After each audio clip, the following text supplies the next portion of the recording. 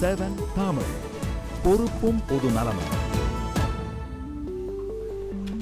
வணக்கம். ஒரு நாளின் முக்கிய செய்திகளை தவறவிட்டவர்கள் இந்த அரை மணி நேரத்தில் மிக துல்லியமாக தெரிந்து கொள்ளலாம். அதுதான் 8 மணி செய்திகள். வழங்குவதற்காக நான் கிருஷ்.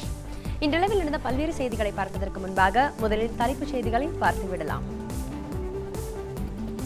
திருப்பதியில் சுட்டுக் கொல்லப்பட்ட தமிழர்களின் குடும்பங்களுக்கு தலா 3 லட்சம் ரூபாய் நிவாரணம் தமிழக அரசு அறிவிப்பு. அதிக சுமைகள் ஏற்றி செல்லும் வாகனங்களை கட்டுப்படுத்துவதற்கு எடுக்கப்பட்ட நடவடிக்கைகள் என்ன? 4 வாரங்களுக்குள் பதிலளிக்க தமிழக அரசுக்கு சென்னை உயர்நீதிமன்றம் உத்தரவு. பயிர் சேதத்துக்கான நிவாரணத் தொகை கூடுதலாக 50% அதிகரிப்பு. டெல்லியில் முத்ரா வங்கியின் தொடக்க விழாவில் பிரதமர் மோடி அறிவிப்பு.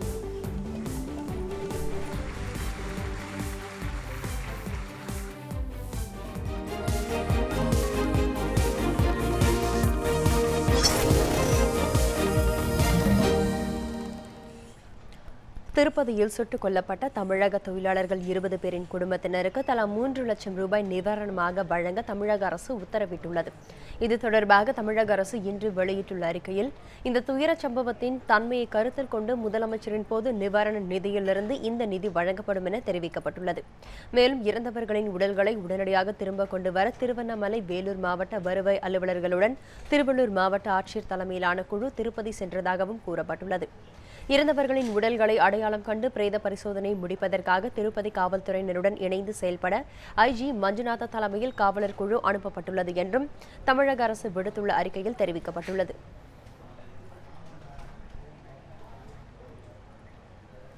திருப்பதியில் சுட்டுக் கொல்லப்பட்ட தமிழக தொழிலாளர்களில் 7 பேர் தருமபுரி மாவட்டத்தைச் சேர்ந்தவர்கள் என்று தெரியவந்துள்ளது.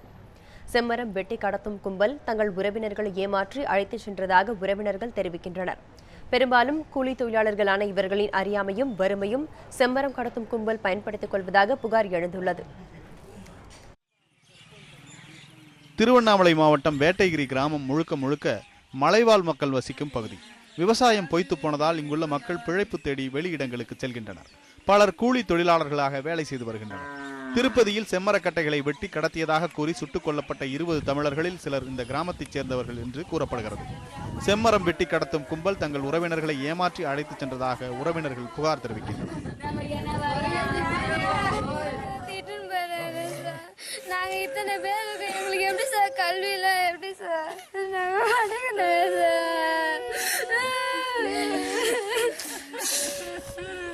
சப்ளையர் வேலைக்கு போறேன்னு சார் சொன்னாங்க. இல்லைன்னா விட்டுருவே மாட்டேங்க. ஹரிகிருஷ்ணன், லட்சுமணன், சிவக்குமார், வெங்கடேஷ், லட்சுமணன் ஆகிய 5 பேர் தருமபுரி மாவட்டம் பாப்பிரெட்டிப்பட்டி தாலுகாவில் உள்ள அரசுநத்தம் கிராமத்தைச் சேர்ந்தவர்கள். இதேபோல் தருமபுரி மாவட்டத்தைச் சேர்ந்த ஆலமரத்து வளவைச் சேர்ந்த வேலாயுதம், கருகுப்பட்டியைச் சேர்ந்த சிவலிங்கம் ஆகியோரும் இந்த திருப்பதி துப்பாக்கிச் சூட்டில் கொல்லப்பட்டவர்கள் என தெரியவந்துள்ளது. மொத்தமாக தருமபுரி மாவட்டத்தில் மட்டும் 7 பேர் பலியாகியுள்ளனர். வேலைக்குன்னு ஜவாதி மலைக்கு கூட்டிட்டு போனாங்க. அங்கிருந்து வந்து வண்டியில அங்க போய் அந்த மாதிரி பண்ணிட்டாங்க. எங்க குடும்பத்துல ரொம்ப நாங்க வருமுங்க. எங்க அப்பா அம்மா எல்லாம் நாங்க ரொம்ப கஷ்டப்படுறோம்.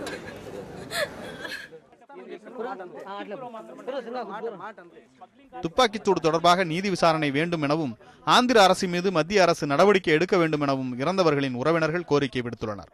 செய்தி பிரிவு நியூஸ் 7 தமிழ். ஆந்திர மாநிலத்தில் தொழிலாளர்கள் கொல்லப்பட்ட சம்பவம் திட்டமிட்டு செய்யப்பட்ட படுகொலை என்று ஆந்திராவைச் சேர்ந்த முன்னாள் மத்திய அமைச்சர் சிந்தா மோகன் குற்றம் சாட்டியிருக்கிறார். நேரில் பார்வையிட்டேன். 20 பேர் உயிரிழந்துள்ளனர். சுடப்பட்டிருந்தால் ரத்தம் வெளியே வந்திருக்கும். ஆனால் இங்கு ஒரு சொட்டு ரத்தம் கூட காணப்படவில்லை. வேறெங்கோ கொன்றுவிட்டு இங்கு வந்து உடல்களை போட்டுள்ளனர். அதுவும் கையை கட்டி போட்டுள்ளனர். மரக்கட்டைகளை குடோனிலிருந்து எடுத்துக் கொண்டு வந்து உடல்களின் பக்கத்தில் போட்டுள்ளனர். அந்த மரக்கட்டைகளுக்கு பெயிண்ட் அடிக்கப்பட்டுள்ளது.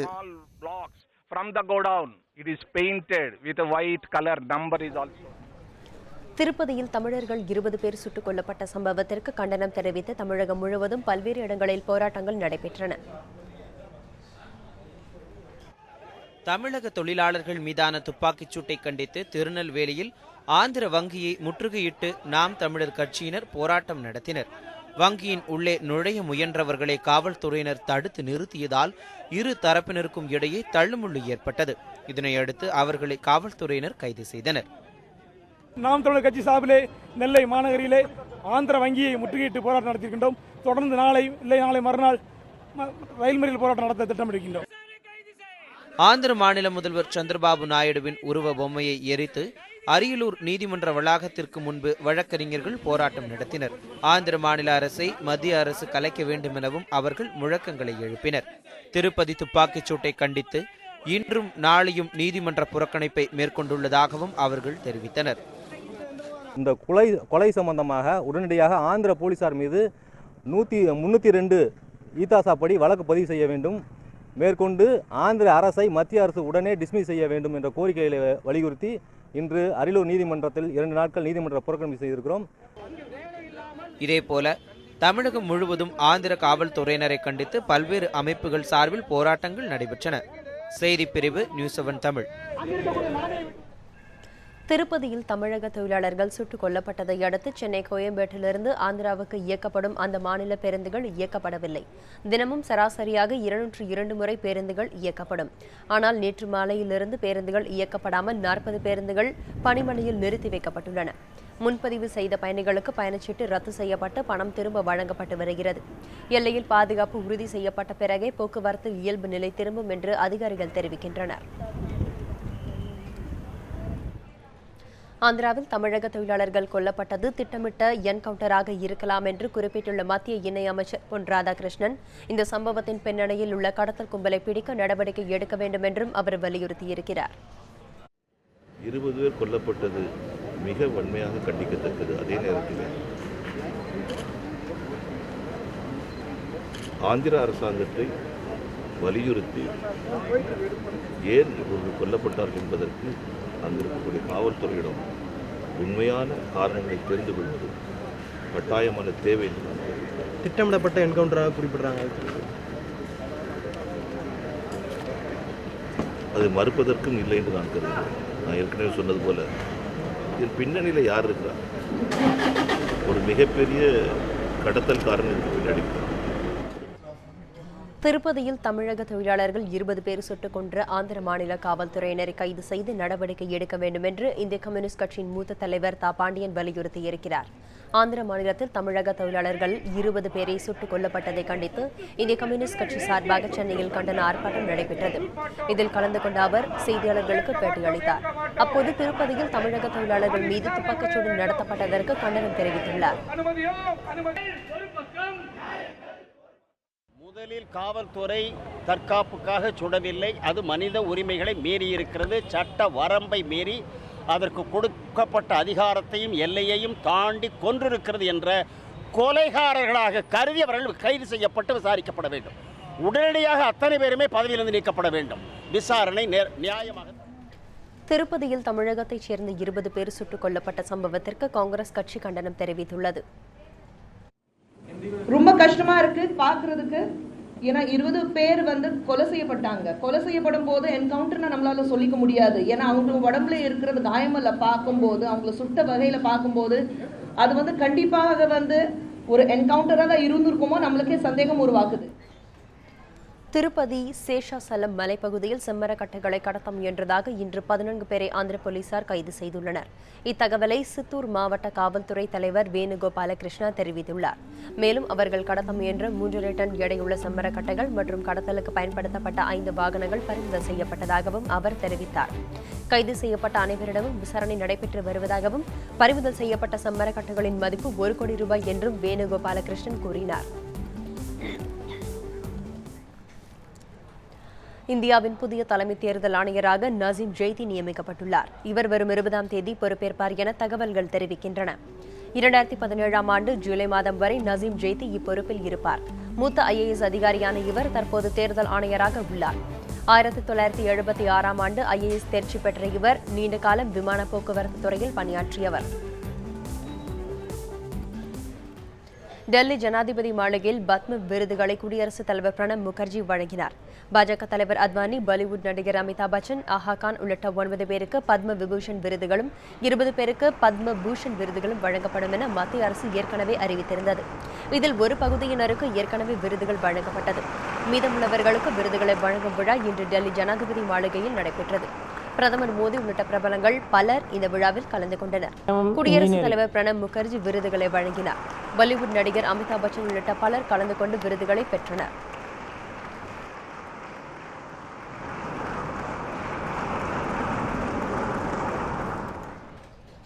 இனிவரும் செய்திகளில் திருவள்ளூர் அனல் மின் நிலையத்தில் 500 மெகாவாட் மின் உற்பத்தி பாதிப்பு. இந்த மாதத்துடன் நிறுத்தப்படுகிறது தபால் துறையின் மணி ஆர்டர் சேவை. ஒரு சிறிய இடைவேளைக்கு பிறகு பல்வேறு செய்திகளை தொடர்ந்து பார்க்கலாம்.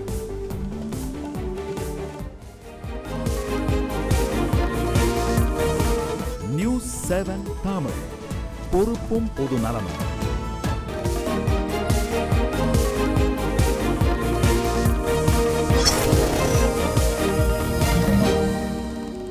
செய்திகளை தொடர்ந்து பார்க்கலாம். சாலைகளில் அதிக சுமைகள் ஏற்றி செல்லும் வாகனங்களை கட்டுப்படுத்துவதற்கு எடுக்கப்பட்ட நடவடிக்கைகள் குறித்து 4 வாரங்களுக்குள் பதில் அளிக்குமாறு தமிழக அரசுக்கு சென்னை உயர்நீதிமன்றம் உத்தரவிட்டுள்ளது. இந்த விவகாரத்தில் தமிழக அரசு தாக்கல் செய்த பதில் மனு திருப்தி அளிக்கவில்லை என்றும், அதிக சுமைகளை ஏற்றி செல்லும் வாகனங்களை கண்காணிக்க எடை மேடைகளை உள்ளடக்கிய நவீன சோதனை சாவடிகள் குறித்து தெரிவிக்கப்படவில்லை எனவும் குறிப்பிடப்பட்டுள்ளது. சமூக ஆர்வலர் டிராபிக் ராமசாமி தொடர்ந்த பொதுநலன் வழக்கில் நீதிபதிகள் இவ்வாறு தெரிவித்தனர். டிராபிக் ராமசாமி தொடர்ந்த பொதுநல வழக்கில் அதிக பாரம் ஏற்றிச் செல்லும் வாகனங்களால் சாலைகள் சேதமடைவதாகவும், இதனை தடுக்க நவீன சோதனை சாவடிகளை அமைக்க வேண்டும் என்றும் கேட்டுக் கொண்டிருந்தார். வெளிநாட்டு கப்பல்கள் இந்திய கடற்பகுதியில் மீன்பிடிக்க மத்திய அரசு அனுமதி வழங்கக்கூடாது என வலியுறுத்தி நாகர்கோவில் மாவட்ட ஆட்சியர் அலுவலகம் முன்பு மீனவர்கள் போராட்டத்தில் ஈடுபட்டனர். இந்திய கடற்பகுதியில் வெளிநாட்டு மீன்பிடி கப்பல்களுக்கு அனுமதி வழங்க மத்திய அரசு முயன்று வருவதாக மீனவர்கள் புகார் தெரிவிக்கின்றனர். இதனால் கடல் வளத்தினை நம்பியிருக்கும் தாங்கள் பெரிதும் பாதிக்கப்படுவதாக கூறி நாகர்கோவில் மாவட்ட ஆட்சியர் அலுவலகம் முன்பு 2000க்கும் மேற்பட்ட மீனவர்கள் ஆர்ப்பாட்டத்தில் ஈடுபட்டனர். மீனவர்களை அப்புறப்படுத்த முயன்றபோது போலீசாருக்கும் மீனவர்களுக்கும் வாக்குவாதம் ஏற்பட்டது. இதனால் போலீசார் லேசான தடியடி நடத்தி கூட்டத்தினரை கலைத்தனர். திருவள்ளூர் தேசிய அனல்மின் நிலையத்தில் அலகு ஒன்றில் உள்ள கொதிகலன் குழாய் வெடிப்பால் 500 மெகாவாட் மின் உற்பத்தி பாதிக்கப்பட்டுள்ளது. இதனால் மின் தட்டுப்பாடு அதிகரிக்கும் அபாயம் ஏற்பட்டுள்ளது. கொதிகலன் குழாயில் ஏற்பட்டுள்ள வெடிப்பினை சரி செய்யும் பணியில் மின்வாரிய அதிகாரிகள் தீவிரமாக ஈடுபட்டு வருகின்றனர். திருவள்ளூர் மாவட்டம் வல்லூர் தேசிய அனல்மின் நிலையத்தில் நாள் ஒன்றிற்கு 1500 மெகாவாட் மின் உற்பத்தி செய்யும் 3 அலகுகள் உள்ளன. அதில் 1000 மெகாவாட் மின் உற்பத்தி தற்போது நடைபெற்று வருகிறது. உடுமலை திருமூர்த்தி மலை பஞ்சலிங்க அருவியில் தண்ணீர் ஆர்ப்பரித்து கொட்டுவதால் சுற்றுலா பயணிகள் வருகை அதிகரித்துள்ளது. கோடை வெயில் காரணமாக வெப்பநிலை அதிகரித்துள்ள நிலையில் பல்வேறு அருவிகள் தண்ணீரின்றி வறண்டு காணப்படுகின்றன. இதனால் அங்கு சுற்றுலா பயணிகள் வருகை வெகுவாக குறைந்துவிட்டது. ஆனால் திருப்பூர் மாவட்டம் உடுமலையில் பஞ்சலிங்க அருவியில் தண்ணீர் ஆர்ப்பரித்து கொட்டுவதால் இங்கு சுற்றுலா பயணிகளின் வருகை அதிக அளவில் வருகின்றன. மலைகளின் நடுவே மூலிகை செடிகள் அடர்ந்த பகுதியிலிருந்து பஞ்சலிங்க அருவிக்கு தண்ணீர் வருவதால் அதில் மருத்துவ குணம் நிறைந்துள்ளதாக சுற்றுலா பயணிகள் தெரிவிக்கின்றனர்.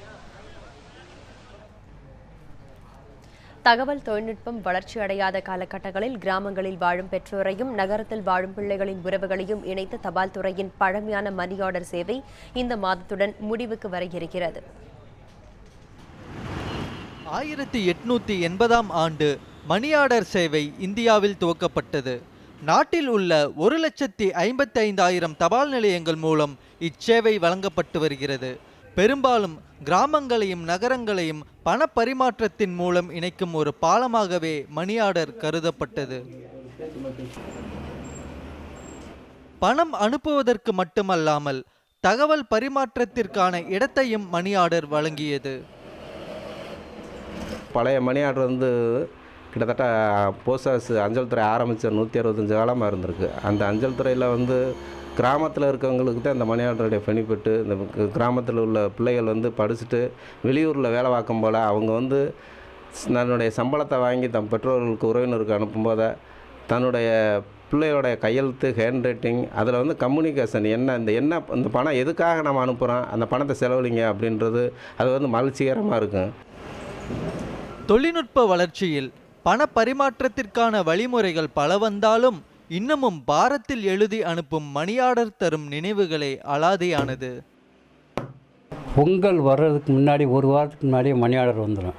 நாங்கள் பொங்கலவே மறந்துருந்தாலும் மணி ஆர்டரை பார்த்த உடனே ஆகா பொங்கல் வருது அப்படிங்கிறது ஒரு பெரிய சந்தோஷம். வீட்டில் 5000 ரூபாய்க்கு நாங்கள் புடவை எடுத்து கொடுத்தாலும் அவங்க வீட்டில் இருந்து அனுப்புகிற ஒரு 51 ரூபாய்க்கு இருக்கிற மரியாதை சந்தோஷம் நம்ம எவ்வளோதான் செஞ்சாலும் அவங்களுக்கு கிடையாது. தபால் நிலையங்கள் நவீனமயமாக்கப்பட்டாலும் இருக்கும் இடத்திற்கே சென்று பணத்தை பட்டுவாடா செய்யக்கூடிய பழமையான மணி ஆர்டர் சேவையை நிறுத்த மத்திய அரசு முடிவு செய்தாலும் அது மக்கள் மனதினை விட்டு மறைய வெகு காலம் பிடிக்கும். 135 ஆண்டுகால வரலாறை கொண்ட பழைய மணி ஆர்டர் சேவை நிறுத்தப்படும் என்ற அறிவிப்பு மக்களிடையே ஒரு வருத்தத்தை ஏற்படுத்தியுள்ளது. வினோத், நியூஸ் 7 தமிழ், மதுரை. சிதம்பரம் அருகே ஆற்றில் குளிக்கச் சென்ற முதியவரை முதலை இழுத்துச் சென்ற சம்பவம் அப்பகுதி மக்களிடையே பெரும் பரபரப்பை ஏற்படுத்தியுள்ளது. கடலூர் மாவட்டம் சிதம்பரம் அடுத்த வேலக்குடி கிராமத்தில் உள்ள கொள்ளிடம் ஆற்றை 30க்கும் மேற்பட்ட கிராம மக்கள் பயன்படுத்தி வருகின்றனர். இந்நிலையில் வேலக்குடி கிராமத்தைச் சேர்ந்த பாண்டிதுரை கொள்ளிட ஆற்று வாய்க்காலில் குளிக்கச் சென்றுள்ளார். அப்போது எதிர்பாராத விதமாக பாண்டிதுரையை முதலை இழுத்துச் சென்றுள்ளது. இதனை கண்டு அப்பகுதி மக்கள் தீயணைப்பு துறையினருக்கு தகவல் கொடுத்துள்ளனர். அங்கு வந்த தீயணைப்பு துறையினர் பாண்டிதுரையை தேடும் பணியில் ஈடுபட்டு வருகிறார்கள். மத்திய அமலாக்கத்துறை தொடர்ந்து 2G முறைகேடு வழக்கை நாளைய தினத்திற்கு டெல்லி சிபிஐ சிறப்பு நீதிமன்றம் ஒத்திவைத்துள்ளது. மேலும் நாளைய விசாரணையின் போது தயாளு அம்மாளின் குடும்ப மருத்துவர் கோபாலிடம் விசாரணை நடைபெறும் என தெரிவிக்கப்பட்டுள்ளது. 2G அலைக்கற்றை ஒதுக்கீடு முறைகேடு தொடர்பாக மத்திய அமலாக்கத்துறை தொடர்ந்த வழக்கில் குற்றம் சாட்டப்பட்டுள்ள திமுக தலைவர் கருணாநிதியின் மனைவி தயாளு அம்மாள், கலைஞர் டிவி இயக்குநர் அமிர்தம், சினியோக் மீடியா நிறுவனத்தின் இயக்குநர் கரீம் முரானி உட்பட 6 பேர்களின் எழுத்துப்பூர்வ பதில்கள் கடந்த மாதம் சிபிஐ நீதிமன்றத்தில் தாக்கல் செய்யப்பட்டன. 2G அலைக்கற்றை ஒதுக்கீடு பெற்றதற்கு பிரதிபலனாக திமுக ஆதரவு கலைஞர் டிவிக்கு ஸ்பான் டெலிகாம் நிறுவனம் முறைகேடாக சுமார் ரூபாய் 200 கோடி அளவுக்கு பண பரிவர்த்தனை செய்ததாக மத்திய அமலாக்கத்துறை சிபிஐ நீதிமன்றத்தில் வழக்கு தொடர்ந்துள்ளது. இந்நிலையில் இன்று விசாரணை நடைபெற்ற நிலையில் அடுத்த விசாரணையை நாளைய தினத்திற்கு ஒத்திவைத்தார் நீதிபதி OP Saini. France, Germany, Canada உள்ளிட்ட நாடுகளுக்கு 8 நாட்கள் அரசு முறை பயணமாக பிரதமர் மோடி நாளை புறப்பட்டுச் செல்கிறார். பிரான்ஸ், ஜெர்மனி மற்றும் கனடா ஆகிய நாடுகளில் மோடி சுற்றுப்பயணம் மேற்கொள்கிறார். இதையடுத்து அவர் நாளை பிரான்ஸ் புறப்பட்டுச் செல்கிறார். அங்கு அவர் 3 நாட்கள் தங்கியிருப்பார். அப்போது அந்நாட்டு அதிபர் உள்ளிட்ட முக்கிய தலைவர்களை மோடி சந்தித்து பேசுகிறார். பிரான்ஸ் பயணத்தின் போது அந்நாட்டு நிறுவனங்களுடன் ராணுவத்திற்கு தேவைப்படும் தளவாடங்கள் குறித்த முக்கிய ஒப்பந்தங்கள் கையெழுத்தாகும் என எதிர்பார்க்கப்படுகிறது.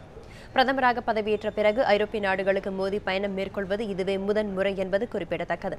பிரான்ஸ் பயணத்தை முடித்துக்கொண்டு அங்கிருந்து ஜெர்மனி மற்றும் கனடா நாடுகளுக்கு பிரதமர் செல்கிறார்.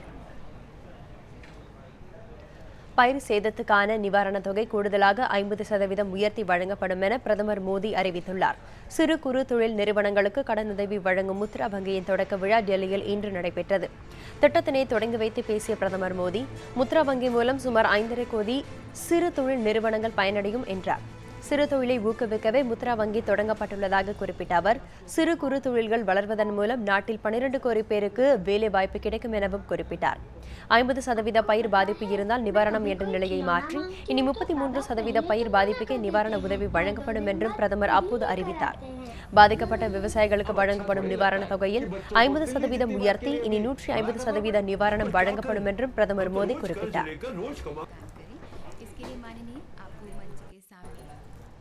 இனிவரும் செய்திகளில்,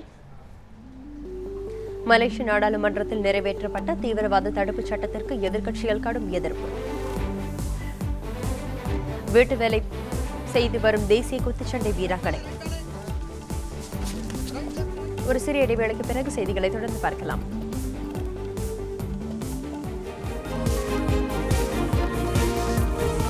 நியூஸ் 7 தமிழ், பொறுப்பும் பொது நலமும்.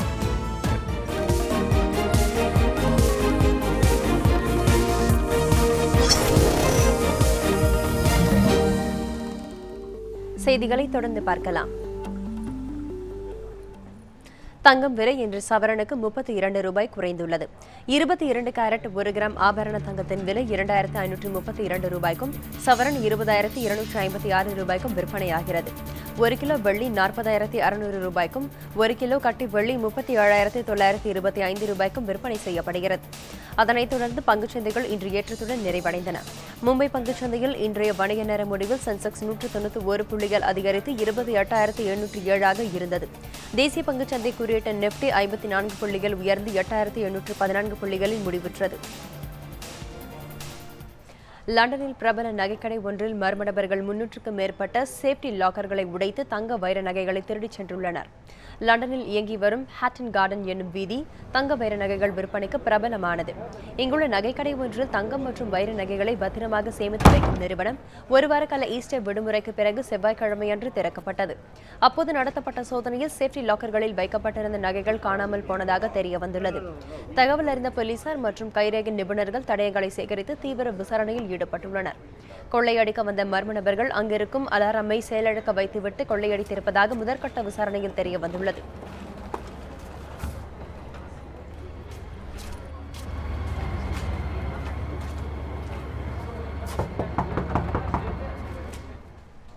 ஐபிஎல் போட்டியிடும் விளையாடும் அணிகளில் ஒன்றான டெல்லி அணி சென்னையில் உள்ள மாற்றுத்திறனாளி மாணவர்களுக்கான பள்ளிக்கு சென்று அவர்களை உற்சாகப்படுத்தினர்.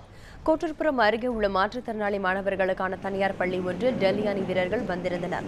கிரிக்கெட் மீது அப்பள்ளி மாணவர்கள் அதிக ஆர்வம் கொண்டிருந்ததால் பள்ளி ஆசிரியை அழைத்ததன் பேரில் டெல்லி அணி வீரர்கள் யுவராஜ் சிங், மார்க்கல், ஜாகிர் கான் உள்ளிட்ட வீரர்கள் பள்ளிக்கு வந்திருந்தனர். மாணவர்களுடன் பேசி உரையாடிய அவர்களின் கேள்விகளுக்கு பதிலளித்து அனைவரையும் உற்சாகப்படுத்தினார்கள் வீரர்கள்.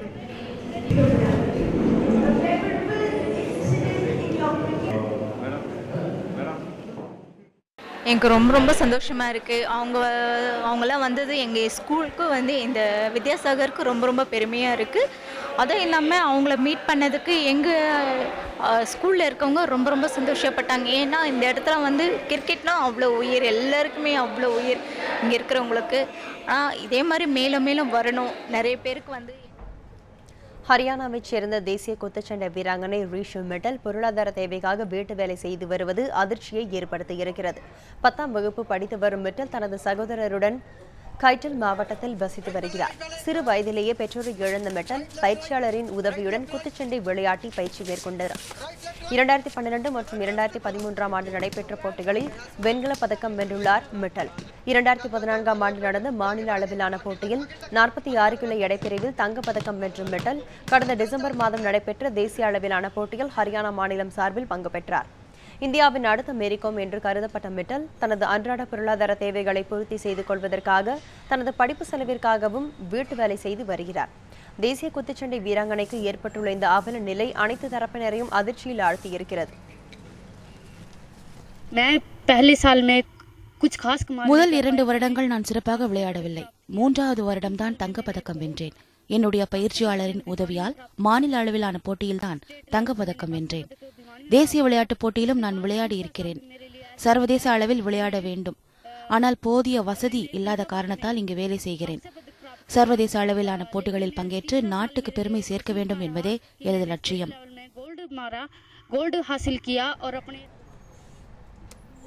இத்துடன் இந்த செய்தி தொகுப்பு நிறைவுற்றது.